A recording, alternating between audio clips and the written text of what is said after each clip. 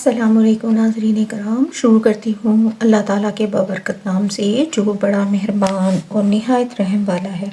نظر شہوت سے حسین چہروں کو دیکھنا حسن پرستی کہلاتا ہے۔ یہ ایک ایسا فعل ہے جو انسان کو زنا تک لے جاتا ہے، اس لیے اسلام میں اس کی سخت ممانعت ہے۔ جو شخص اس سے بچ جائے وہ بڑا خوش قسمت ہے۔ نوجوانوں میں حسن پرستی کا جذبہ عام ہوتا ہے، وہ فتنہ نظر کا شکار ہو کر ایک دوسرے کے ساتھ حسن پرستی میں پھنس جاتے ہیں۔ بری نظر سے عورتوں کو دیکھنے سے بے شمار برائیاں پیدا ہوتی ہیں، بلکہ بد نظری تمام فواہش کی بنیاد ہے۔ دانشمندوں نے نظر کو عشق کا پیغام رساں قرار دیا ہے۔ ایک دوسرے کو دیکھ کر فریفتہ ہوتے ہیں تو پھر دل و دماغ میں برے خیالات جنم لیتے ہیں، حتیٰ کہ زنا جیسے گناہ کبیرہ میں لوگ ملوث ہو جاتے ہیں۔ لہٰذا اسلام نے ہر برائی کی بنیاد کو جڑ سے اکھاڑنے کے اصول پیش کیے ہیں۔ فرمایا، نگاہ کو نیچے رکھنا فطرت اور حکمت الہی کے عین مطابق ہے، کیونکہ عورتوں کی چاہت، ان کی خواہش فطرت کا تقاضا ہے۔ ارشاد باری تعالیٰ ہے سورہ آل عمران میں، فرمایا، عورتوں جیسی دلکش چیزوں پر انسان مائل ہو جاتا ہے۔ اس قدرتی تقاضے کو پورا کرنے کا جائز طریقہ شادی ہے۔ نبی کریم صلی اللہ علیہ وسلم نے بھی نظر کے فتنوں سے بچنے کے لیے بہت سی تاکید فرمائی ہے۔ حضرت بریدہ رضی اللہ تعالیٰ عنہ سے روایت ہے کہ رسول اللہ صلی اللہ علیہ وسلم نے حضرت علی رضی اللہ تعالیٰ عنہ سے فرمایا کہ ایک بار نظر اٹھنے کے بعد دوسری نظر نہیں اٹھنی چاہیے۔ پہلی بار اتفاق کی نظر معاف ہے، دوبارہ جائز نہیں۔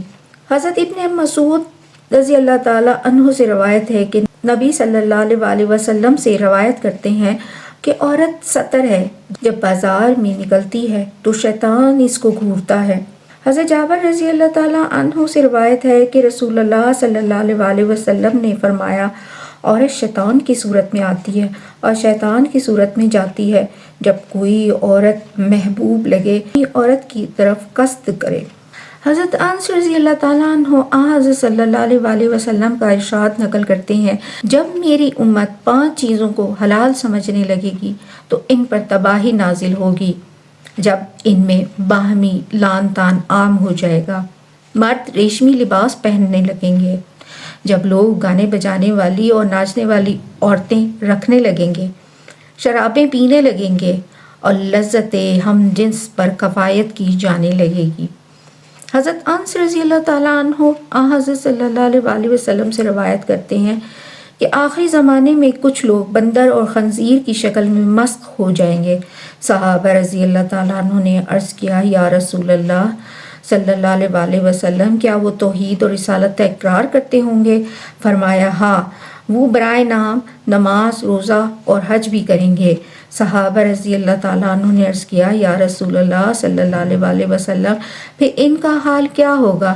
فرمایا، آلات موسیقی، رقاصہ عورتوں، طبلہ و سارنگی وغیرہ کے رسیہ ہوں گے، شرابیں پیا کریں گے اور رات بھر مصروف لہو لہب میں رہیں گے، اور صبح ہوگی تو بندر اور خنزیر کی شکلوں میں مسخ ہو چکے ہوں گے۔ شریعت کی روح سے کسی کا مذاق اڑانا، کسی پر آواز کسنا اور اس کی نقل اتارنا کہ لوگ ہنسیں جائز نہیں، کیونکہ مذاق سے عموماً دوسرے انسان کا دل دکھتا ہے، جو رنجش اور دل آزاری کا سبب بنتا ہے۔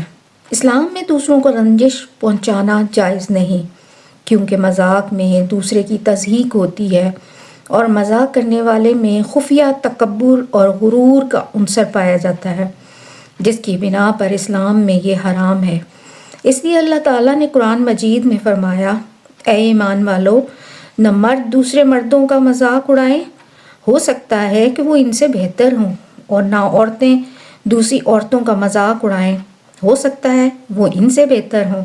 فرمایا، جو دوسروں پر مذاق کرتا ہے، ہنستا ہے، تو قیامت کے دن بہشت کا دروازہ کھولا جائے گا اور اس سے کہا جائے گا کہ آ جاؤ۔ وہ قریب ہوگا تو دروازہ بند کر لیں گے، پھر دوسرے دروازے پر بلایا جائے گا، وہ اندر جانے کی امید میں قریب ہوگا، پھر اسی طرح دروازہ بند ہو جائے گا، حتیٰ کہ وہ رنج و الم میں ترستا رہے گا۔ یہ ایک قسم کا اس کے ساتھ مذاق ہوگا اور اسے احساس دلایا جائے گا کہ تو دوسروں سے مذاق کیوں کیا کرتا تھا۔